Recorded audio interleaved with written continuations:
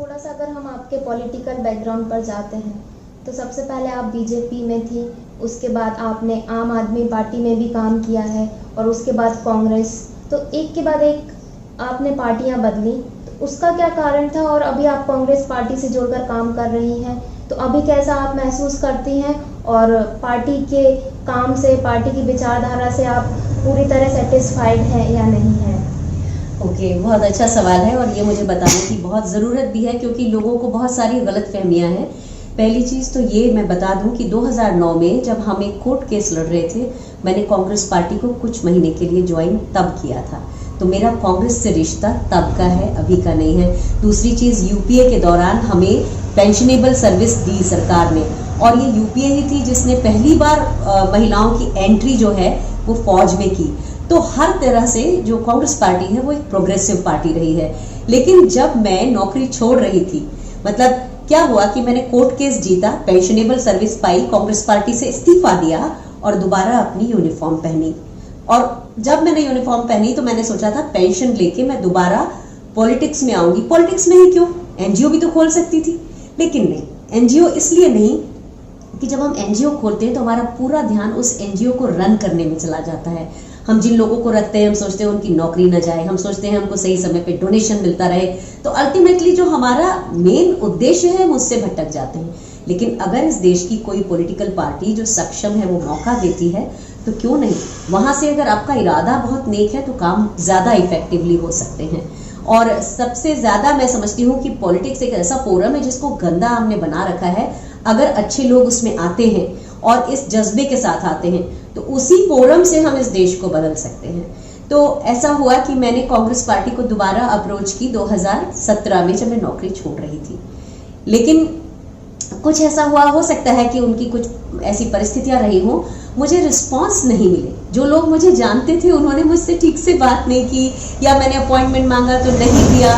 तो इसी एक दिन मैंने पीएमओ को एक चिट्ठी लिखी और पीएमओ की चिट्ठी से जवाब आया। फिर मुझे प्रधानमंत्री जी से मिलने का मौका मिला, 10 मिनट में उनसे मिली। उनको अच्छा लगा कि मैं राजनीति ज्वाइन करना चाहती हूँ, तो उन्होंने कहा कि तुम हमारे साथ सीखो। तो उन्होंने मुझे वो एक बड़ा मौका दिया सीखने का। मैं गुजरात में 40 दिन रही। अब मैं आपको ये बता दूं कि उस 40 दिनों के दौरान मैंने ना तो बीजेपी प्रारंभिक सदस्यता भी नहीं ली और मैं किसी तरह से उनकी पार्टी की सदस्य किसी तरह से नहीं हूँ, लेकिन मैंने उनके साथ बड़े प्रोफेशनली काम किया, बहुत एक्सपीरियंस अच्छा मिला। मैंने वहाँ लॉजिस्टिक्स का काम किया, यानी कि उज्ज्वला की लाभार्थियों को 8 लाख चिट्ठियां भेजनी थी और उसके लिए 15 दिन का समय था। तो मैं समझती हूँ कि मैंने 60% एक्यूरेसी से वो चिट्ठियां भेजी।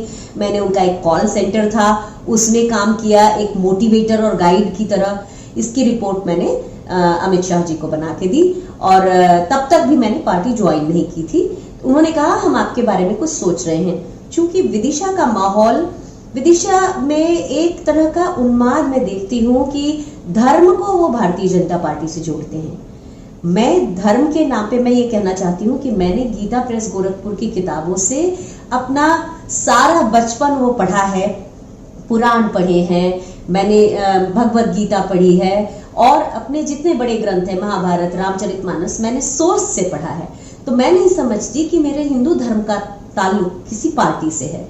तो ये देखते हुए मैंने सोचा कि अगर मुझे बीजेपी मौका देती है कल को तो मैं शायद ज्वाइन करूंगी। लेकिन उसके बाद का जो समय था, मैंने धीरे धीरे देखा कि पार्टी में महिलाओं की कोई इज्जत नहीं है। मैंने देखा कठुआ का जब गैंगरेप हुआ तो कठुआ के आरोपियों को सरकार, मतलब वहां के लोगों ने, बीजेपी के लोगों ने माला पहनाई और स्वागत किया और मुझे इतना खराब लगा, मैंने ट्विटर पे प्रधानमंत्री को कई बार टैग किया। मैंने कहा आप चुप भी मत रखिए, इस पर कुछ बोलिए। जब उन्होंने नहीं बोला तो मन खराब हो गया मेरा। और उसके बाद मैंने देखा कि लगातार ऐसी चीजें हो रही हैं। तो जब सितंबर में भारतीय जनता पार्टी ने मुझे अपनी तरफ से विशेष आमंत्रित सदस्य बनाया और पेपर में छाप दिया तो मुझे बहुत नाराजगी हुई। मैंने अपनी नाराजगी उनसे जाहिर की और जाहिर करने के बाद मेरी कोई सहमति नहीं है और मैंने उन्हें वो मना कर दिया। तो मैं बीजेपी की सदस्य एक दिन के लिए भी नहीं थी, मैंने उनके साथ एक प्रोफेशनल की तरह काम किया। मैं तब भी बहुत बेतरह चाहती थी कि मुझे कांग्रेस अपनी इसमें ले ले पार्टी में, और मैं उसके लिए, मुझे कई विदिशा के लोगों ने एमपीसीसी में भी देखा, कांग्रेस कमेटी में भी देखा बैठे हुए, लेकिन वो नहीं हो पाया। जो भी कारण थे और कारण मुझे मालूम है, मैं यहाँ नहीं कहना चाहती। वो समय ऐसा था, संशय का दौर था। अपने को पता नहीं था कांग्रेस पार्टी को कि क्या वो कभी। तो इस बीच में आलोक अग्रवाल जो एक IIT कानपुर के थे और आम आदमी पार्टी के कन्वीनर थे, उन्होंने मुझसे कहा कि आप फील्ड की इंसान हैं, आप एक्सपीरियंस क्यों नहीं लेती हैं? आपका अगर इरादा पॉलिटिक्स में आने का है तो आप ये क्यों चाहती हैं कि बड़ी पार्टियां ही आपको लें? आप हमारे साथ जुड़िए। चूंकि दिल्ली में आम आदमी पार्टी का काम बहुत अच्छा था, तो मैंने सोचा कि ये चूंकि धर्मनिरपेक्ष हैं और ये किसी तरह के उन्माद नहीं पैदा करते और ईमानदारी से काम कर रहे हैं, पैसे वाले लोग नहीं हैं, ये सब सोचते हुए मैंने हाँ कहा। चूंकि मेरा कोई पॉलिटिकल बैकग्राउंड नहीं था और मुझे आज तक जातियों के बारे में नहीं पता, क्योंकि अब तो मैं थोड़ा बहुत जानती हूँ, लेकिन मैं फौज में एक ही जाति समझती थी, उसका नाम भारतीयता था। तो मुझे समीकरण नहीं पता थे। पॉलिटिक्स में मेरे घर का कोई बैकग्राउंड नहीं है, सिर्फ हिम्मत से आई थी मैं। तो मैंने वो चुनाव लड़ने का फैसला किया और मैंने बहुत दिल से चुनाव लड़ा, उसे विदिशा के लोगों ने देखा है। लेकिन ये था कि चूंकि पोलराइज्ड चुनाव था, लोग नहीं चाहते थे कि एक पर्टिकुलर व्यक्ति बीजेपी से जीते, तो उन्होंने कांग्रेस को वोट दिया और कांग्रेस ने इतिहास रचा विदिशा में बहुत समय के बाद। और उसके बाद जब चुनाव खत्म हुए, मुझे कम वोट मिले, मैं जानती हूँ, लेकिन मेरी प्रसिद्धि पूरे मध्य प्रदेश में हुई और मेरे जो फौजी दोस्त थे उन्होंने मुझे फाइनेंशियली भी सहायता की और उन्होंने मुझसे कहा कि तुमने शेरनी की तरह चुनाव लड़ा, तो मेरे लिए मैंने कुछ अचीव किया।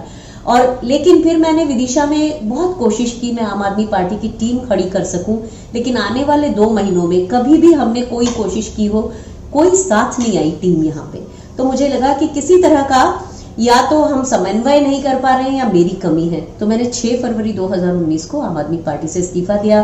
फिर मैं TV9 भारतवर्ष में आई, कुछ दिन कंसल्टेंट एंकर रही।